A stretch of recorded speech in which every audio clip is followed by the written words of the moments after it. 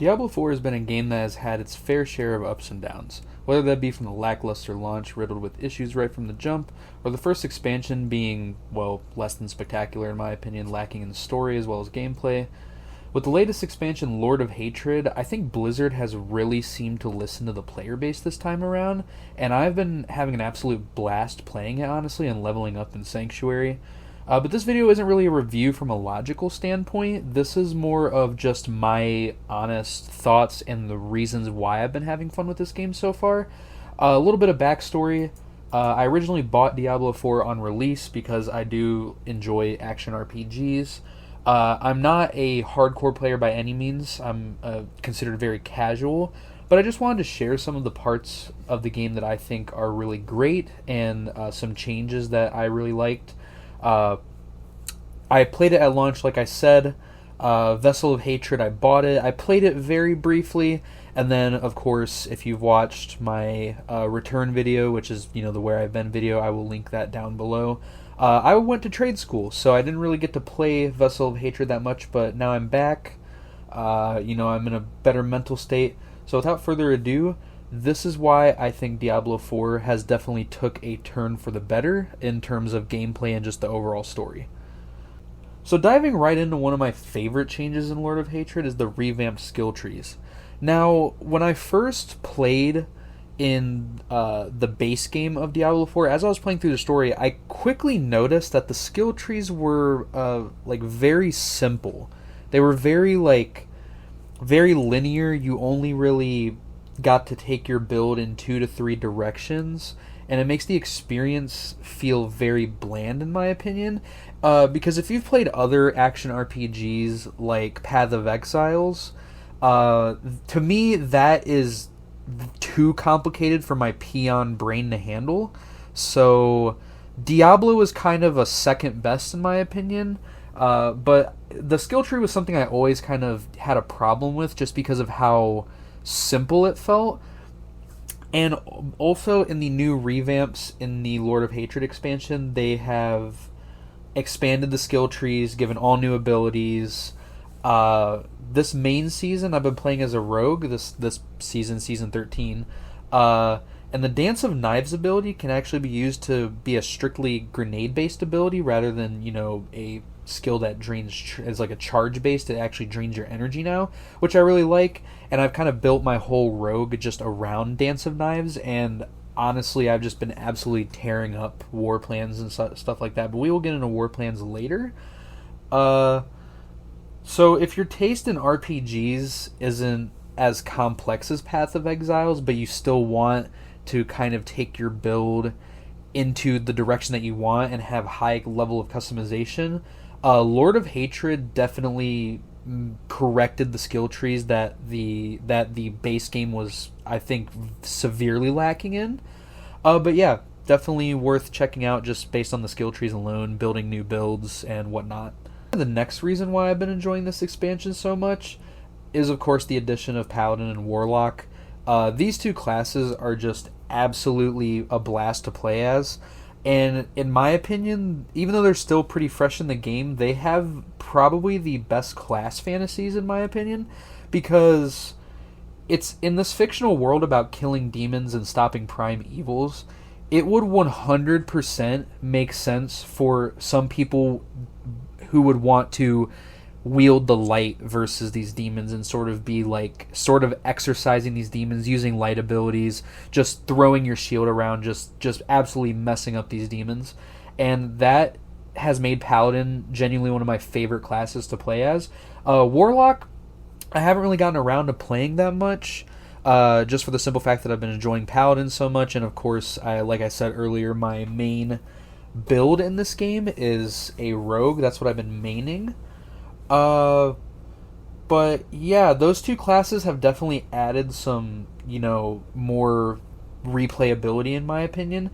And one thing I also like is the fact that the Paladin has one of my favorite abilities in the entire game. It's that shield bounce ability. I didn't really take the time to learn the name of it, but I made my build because, for those of you that don't know, Vessel of Hatred actually like if you pre-ordered Lord of Hatred, you could play as the Paladin class early, and I of course did, and I was having an absolute blast. And unfortunately, this was before I learned the fact that when a new season starts, your seasonal player actually gets put into an eternal realm, which kind of sucks, but I understand why they do it. But yeah, Paladin and Warlock are two classes I would definitely consider giving a try if you want to come back to Diablo, or if you're currently playing Diablo and you just haven't gotten around to trying those classes. I definitely recommend them. Now, one of my principal complaints when Diablo 4 first dropped was the lack of endgame content. I felt as if it was only nightmare dungeons that you could do. Like, to me, that's felt like it was the only thing. That and capstone dungeons, and just kind of rehashing the same stuff over and over and over again. And later in the Vessel of Hatred, they introduced Helltides, which were very enjoyable. Now, here's the thing. Again, I played towards the end, so if they had Helltides in the game throughout all of Vessel of Hatred, I apologize. I'm getting my events wrong. I just wanted to throw this video together real quick to kind of, get my stuff back out there.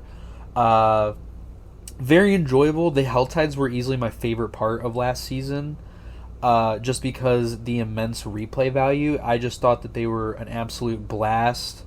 And the fact that they gave so much experience. I know in the new expansion they didn't patch it. It wasn't like an exploit, but they made it to where the XP comes rather from doing war plans rather than actually doing the Helltides themselves. So you can still open the crates, still get some gear from it and some XP, but it's nowhere near compared to the amount that you would get when you would actually do the Helltides in Vessel of Hatred or in Season 12.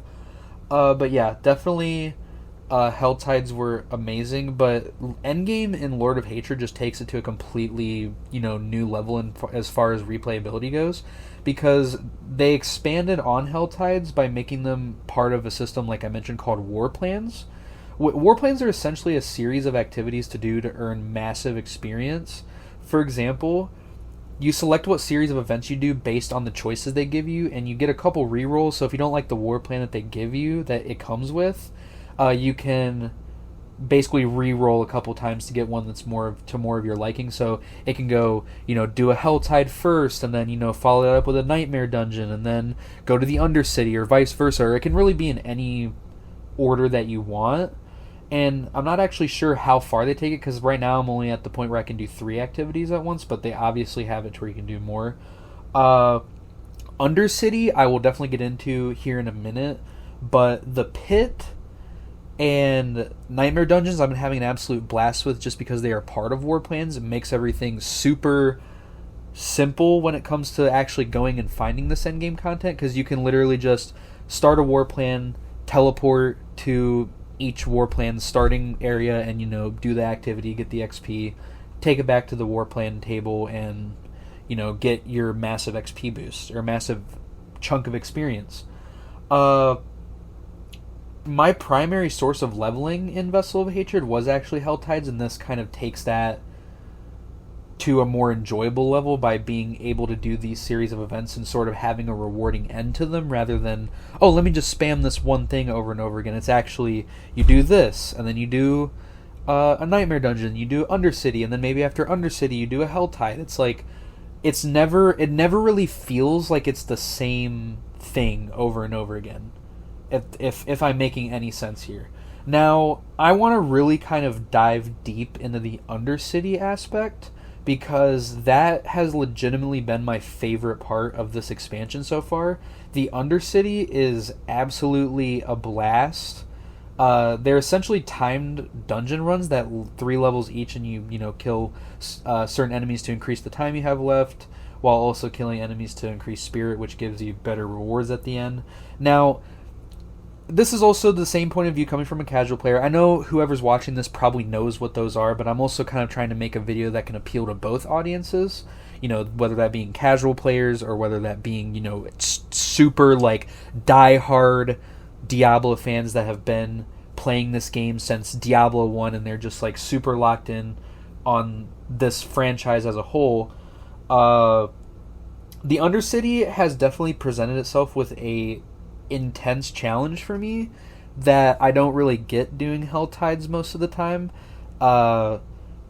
It's honestly because I've definitely died my fair share of times. I had to repair gear multiple times, and to me, that is kind of what makes the Undercity fun. Is the challenge of it. You go in, you do these 3 levels, you get out, but then there's been some times where I've just gotten my ass absolutely handed to me, and that has kind of made me go back and see, maybe my build is not working, and I just tweak things from there. So it's been actually a super enjoyable part of the game for me.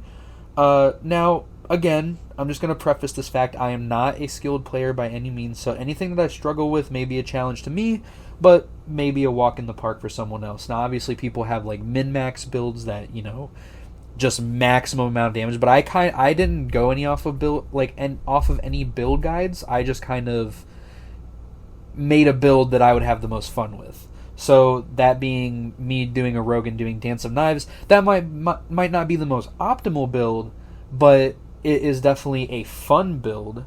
But yeah, I've definitely had a hard time dealing with the Undercity, but it's also been a blast simultaneously.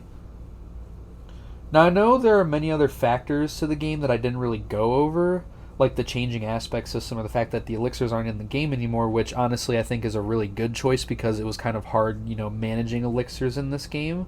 But I just wanted my first video back to be a fun one, a little brief one, because I love talking about games, I love playing them, and I love making content for people to see.